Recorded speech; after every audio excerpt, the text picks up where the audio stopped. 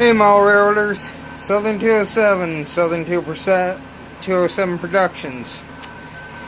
Coming back, and guess what? Back working on the layout again, guys.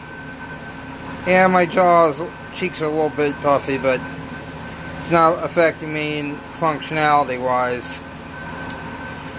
Anyway, I'm slowly traversing into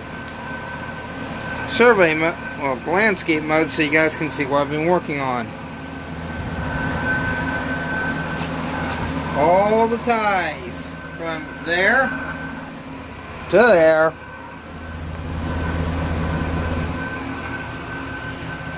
From there to there. All that.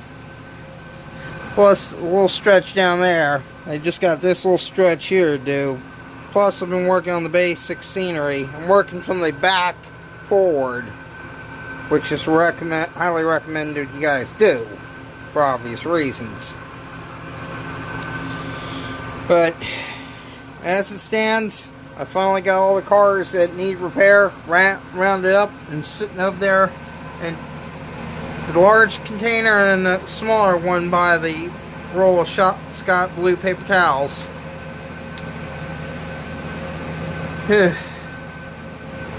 And if you notice, up there beside the light, you'll notice a second fan.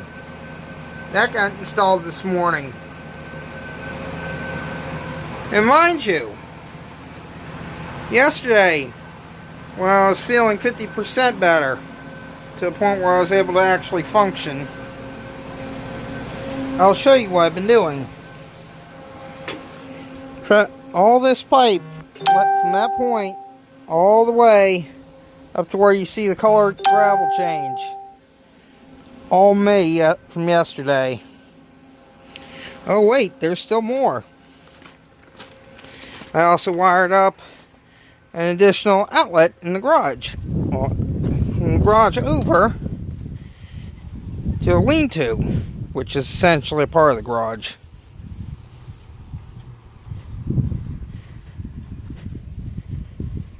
In case you guys were wondering, I did follow full protocol on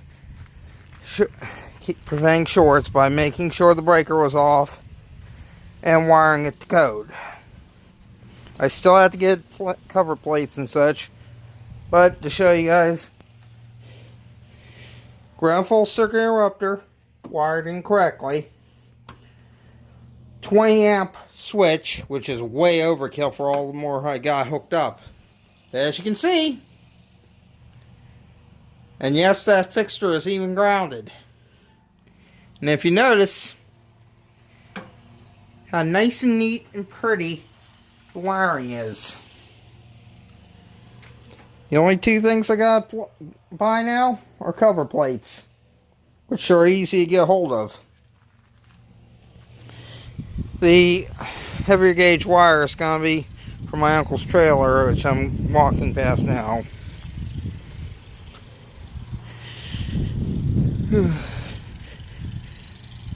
And also, we finally got around to installing more of the siding that was done yesterday.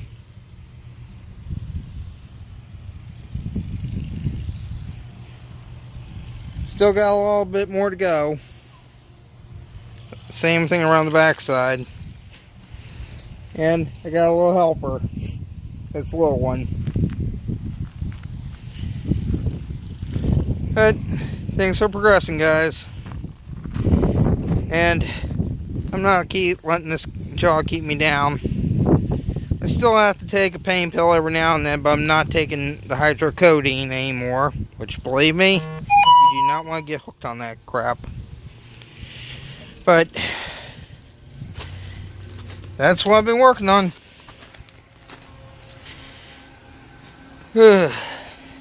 Feels good to be back out from that damn bed.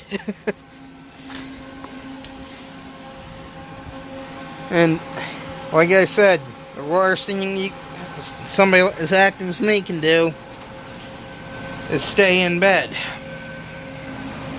It drives you up the walls.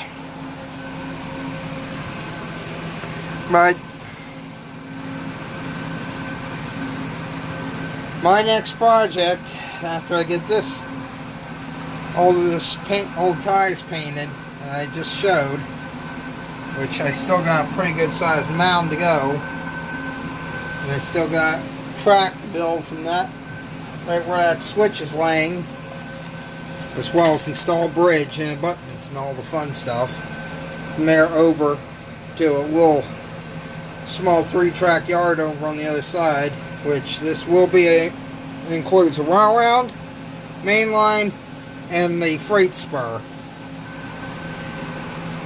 And what's going to happen, there's going to be a big factory back there, which I got to scratch build.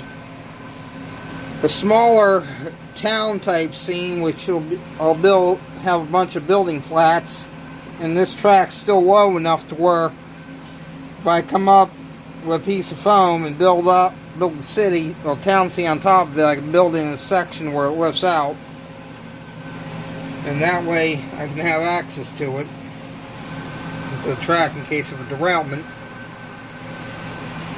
And then from there it's going to transition into a mountain and then transition back down, but there's not going to be a tunnel portal. There's going to be a slew of trees here, hiding right where this interstate car is.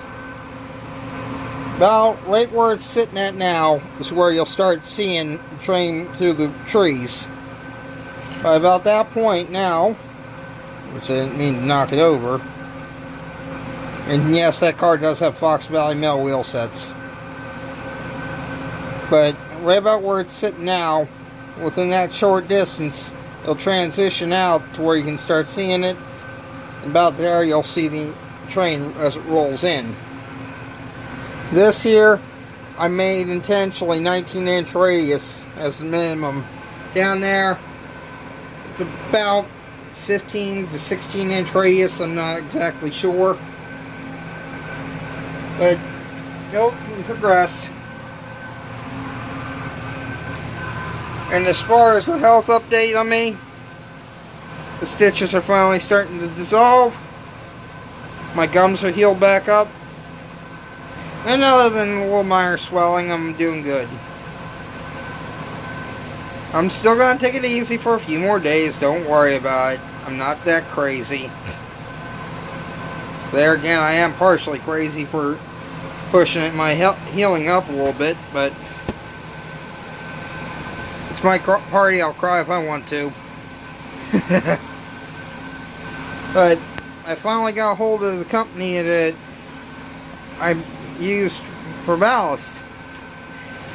The guy has a Facebook channel or Facebook page called Buck's Ballast. He's out of South Carolina, which is about 7 hours south of me,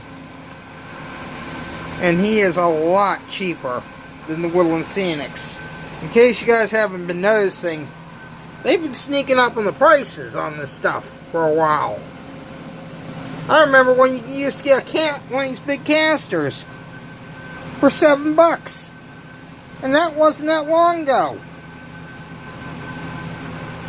I mean, heck, even the Mall Master stuff isn't cheap anymore.